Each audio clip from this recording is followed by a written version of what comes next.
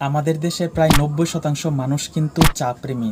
তাদের প্রত্যেক ঘরে কিন্তু প্রত্যেক দিন চা হয়, এমনকি আমার ঘরেও প্রত্যেক দিন চা হয়, আমিও প্রত্যেক দিন চা খাই। তারপর আবার বাড়িতে যখন বের হই, বাসে ট্রাভেল করি চা, ট্রেনে ট্রাভেল করি চা, বা অফিসে গেলে 2-3 কাপ চা, মানে ম্যাক্সিমাম আমরা প্রত্যেক দিন 3 থেকে 4 কাপ চা খেয়ে থাকি। আবার যখন অফিসে যাই, অফিসে যাওয়ার আগে বাড়ি থেকে 1 কাপ চা খেয়ে যাই, অফিসে গিয়ে আবার 2-3 কাপ চা খাই, মানে ম্যাক্সিমাম 3 থেকে 4 কাপ আমরা চা খেয়ে থাকি।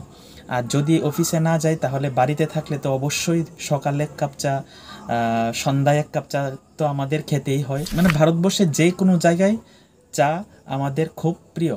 তো এখন কথা হচ্ছে মানে কত কাপ চা খেলে আমাদের জন্য ভালো, বা কত কাপ চা খেলে প্রত্যেক দিন আমাদের জন্য সেফ। দেখুন, চায়ের মধ্যে কোনো কিন্তু খারাপ নেই বা কোনো সমস্যা নেই।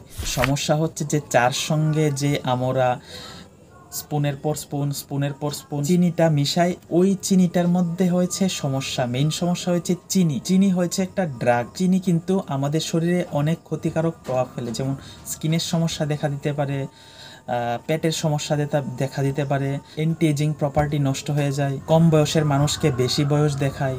তো চিনির অনেক সমস্যা দেখা দেয় আমাদের শরীরের মধ্যে, বা অনেক ক্ষতিকারক প্রভাব ফেলে আমাদের শরীরের মধ্যে।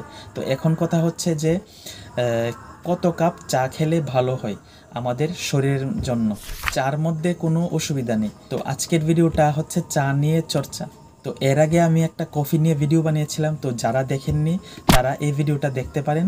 আমি ডিসক্রিপশন বক্সে কিন্তু লিঙ্কটা দিয়ে দেবো, যারা দেখেননি তারা গিয়ে দেখতে পারেন। এবং যারা নতুন এই চ্যানেলটাকে প্লিজ সাবস্ক্রাইব করবেন এরকম ইনফরমেটিভ ভিডিও পাওয়ার জন্য। আমাদের ভারতবর্ষের ঘরে ঘরে কিন্তু 3 প্রকার চা হয়। একটা হয়েছে লিগার চা, একটা হয়েছে দুধ চা, আরেকটা হয়েছে কিন্তু সবুজ চা, মানে যেটাকে আমরা ইংলিশে বলি গ্রিন টি।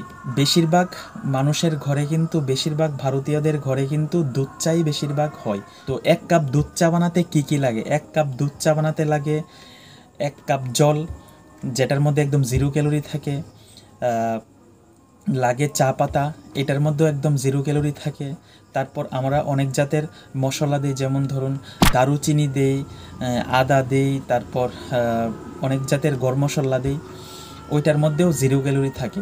1 কাপ চার সঙ্গে ধরুন আমরা দুধ দিই প্রায় 15 ml এর মতন, ওইটার মধ্যেও কিন্তু মানে ক্যালোরি খুব কম থাকে। এখন সমস্যা হচ্ছে যে আমরা চিনি কতটুকু দিই, চিনিটাই মেইন সমস্যার কারণ। অনেকে কি করে 1 কাপ চার মধ্যে 3 চামচ 4 চামচ চিনি দিয়ে দিই। তো চাটাকে যদি একদম সুস্বাদুর সঙ্গে একদম হেলদি বানাতে চান তাহলে চিনি ছাড়া চাটা খাবেন। চিনি ছাড়া যদি চাটা খান তাহলে আপনার জন্য অনেক ভালো হবে। আর যদি মুখের টেস্টের জন্য যদি চিনি দিতেই হয় তাহলে ছোট একটা চামচ আসে, যেটার নাম হয়েছে টিস্পুন, আরেকটা আসে টেবিল স্পুনের মধ্যে চিনি নেই 15 গ্রাম, আর টিস্পুনের মধ্যে চিনি নেই 5 গ্রাম। তো প্রত্যেক দিন যদি আমরা 2 কাপ চা খাই তাহলে আমাদের শরীরের মধ্যে ঢুকবে 10 গ্রাম চিনি। আর প্রত্যেক দিন যদি আমরা বড় চামচ দিয়ে বা টেবিল স্পুন দিয়ে যদি 2 কাপ চা খাই, 1 কাপ চার মধ্যে 1 চামচ 1 টেবিল স্পুন দিয়ে যদি চা খাই তাহলে আমাদের শরীরের মধ্যে ঢুকবে 30 গ্রাম চিনি। তো এখন কথা হচ্ছে 1 কাপ চার মধ্যে যদি 5 গ্রাম চিনি দেই তাহলে আমরা প্রত্যেক দিন কত কাপ চা খেলে আমাদের পক্ষে ভালো। তো 5 গ্রাম দিয়ে যদি 1 কাপ চা করেন তাহলে প্রত্যেক দিন 1 থেকে 2 কাপ আমাদের শরীরের জন্য ভালো। এবং এর সঙ্গে যদি আমরা কোনো এক্সারসাইজ করি বা কোনো ওয়ার্কআউট করি বা যে কোনো এক্সারসাইজ করি, যোগা করি, তো ওইটা করলে কি হয়, আমরা যে 5 গ্রাম চিনি নেই বা 10 গ্রাম চিনি নেই ওইটাও বার্ন হয়ে যায়, শরীর থেকে বের হয়ে যায়, শেষ হয়ে যায়।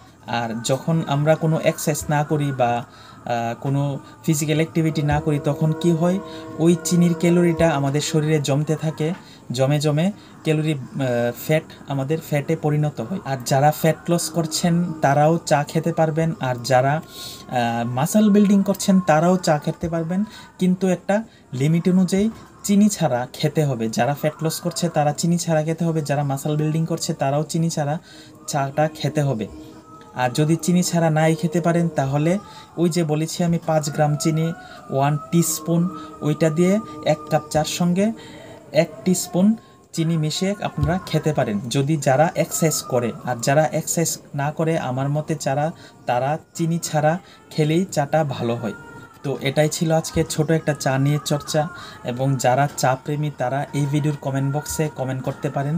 এবং যদি ভিডিওটা ভালো লেগে থাকে তাহলে প্লিজ একটা লাইক করবেন এবং আপনারা আপনাদের বন্ধু বান্ধবী ফ্যামিলির লোকজন যারা চা প্রেমী তাদের সঙ্গে এই ভিডিওটা শেয়ার করতে পারেন। এবং ফিউচারে যদি এরকম ইনফরমেটিভ ভিডিও লাগে তাহলে এই ভিডিওর কমেন্ট বক্সে কমেন্ট করতে পারেন। এবং আমাকে কিন্তু ইনস্টাগ্রামে ফলো করে আমাকে ওইখানে মেসেজ করতে পারেন, আমার সঙ্গে কথা বলতে পারেন। আমি ইনস্টাগ্রামে ফেসবুকে অনেক আপডেট দিই, অনেক ছবি আপলোড করি, ভালো ভালো অনেক ফিটনেস সম্পর্কে আমি মোটিভেট করি মানুষদেরকে যে আপনারা প্রত্যেক দিন কীভাবে ফিট থাকতে পারবেন। এবং আমি নিজেও শরীর থেকে ফ্যাট কমানোর চেষ্টা করছি। কিছুদিন পরে আমার বডিটার আপনাদেরকে একটা আপডেট দেব। আর যদি ভিডিওটা ভালো লেগে থাকে তাহলে প্লিজ একটা লাইক করবেন, আমাকে সাপোর্ট করবেন। এবং যারা নতুন এই চ্যানেলটাকে সাবস্ক্রাইব করবেন এবং পাশে থাকা বেল আইকনটাকে কিন্তু প্রেস করবেন এরকম নতুন নতুন ইনফরমেটিভ ভিডিও পাওয়ার জন্য। আর যারা এই ভিডিওটা ফেসবুক থেকে দেখছেন তারা প্লিজ আমাকে ফলো করবেন। তো দেখা হচ্ছে পরের ভিডিওতে। নমস্কার।